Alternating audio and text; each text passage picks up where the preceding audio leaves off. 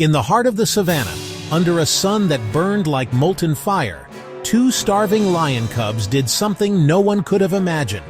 They walked straight to an elephant, not for food, not for protection from danger, but to beg for help, because only this giant could save their mother's life. What happened next stunned the world. In the heart of the savannah, under a relentless sun, two lion cubs were fading. They were desperately small, their paws clumsy with exhaustion. Their once golden fur was matted and dulled by the fine red dust of the dry season. Orphaned and alone, their mother was gone, and their only chance of survival seemed to have vanished into the vast, indifferent landscape.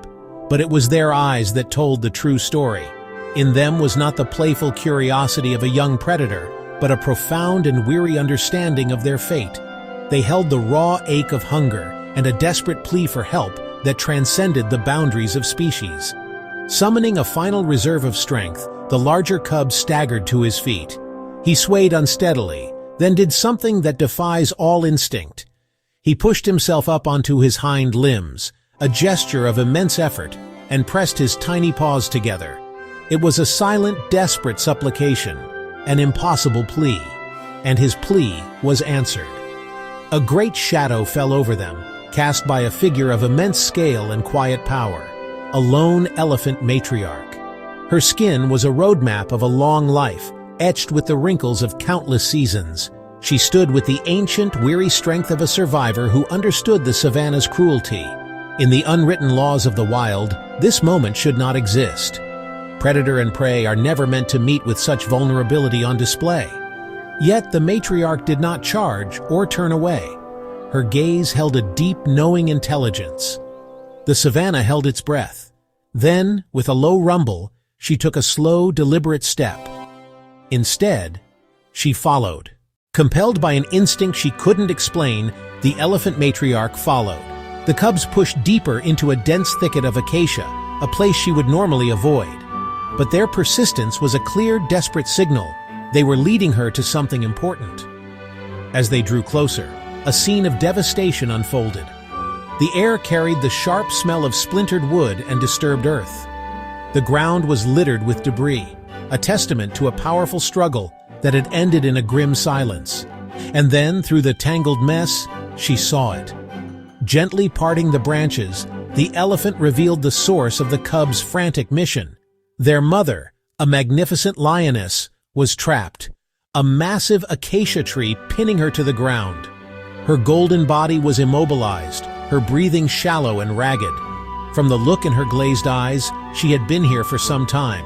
Her fight for freedom long since surrendered to sheer exhaustion. The cubs swarmed their mother, pressing their small bodies against her. They nuzzled her face and mewed softly, their tiny licks a futile attempt to soothe an immense agony. Lifting her heavy head, the lioness's amber eyes met the elephant's.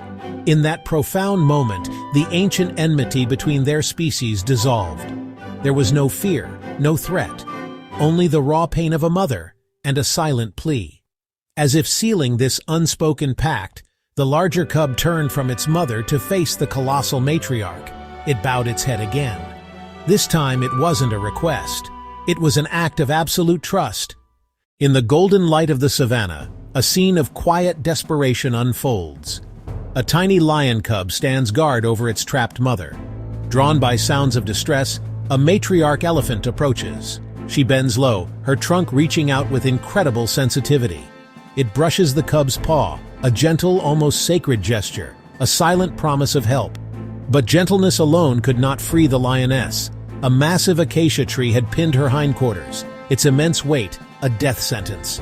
The elephant surveyed the scene, her ancient eyes understanding the task required not just empathy, but raw, unyielding power. The giant inhaled deeply. She wrapped her trunk, a fusion of 40,000 muscles, around the massive trunk of the acacia, and pulled. The tree groaned, a deep sound from the wood, but it remained unmoved. The elephant regrouped, planting her feet wider. Again she pulled, her strength against the weight of nature itself. Every sinew strained. Dust rose like golden fire around her, kicked up by the sheer effort. She pulled a third time, a low rumble in her chest, a final monumental effort. Then, a sharp crack of splintering wood. Slowly, The colossal trunk began to lift. At last, the tree shifted. Sunlight kissed the lioness's leg once more, and the crushing weight was gone. The lioness collapsed, exhausted but alive, as her cub rushed to her side. As her breathing steadied, her gaze rose to the elephant. In that moment, the ancient rules were suspended. This was not predator to prey, but life acknowledging life, a silent, profound thank you. The elephant turned back toward the horizon, her shadow stretching long across the savanna. The lioness licked her cubs weakly, never taking her eyes off the giant. Slowly, the great shape dissolved into the heat, vanishing like a mirage. But the memory was real. Tiny paw prints now ran beside ancient ones, soon to be erased by the wind, yet never forgotten. And if you believe that is where the story ends, you are mistaken. Days later, under the same merciless sun, the elephant returned. What she carried with her would forever change the meaning of that first meeting, and prove that sometimes the wild speaks not with roars, but with compassion. In the endless savanna, survival is the law. But sometimes survival bows to something greater: mercy, trust, and the bond of life itself. This was not just the story of lions and an elephant. This was the story of hearts answering each other across the boundaries of nature.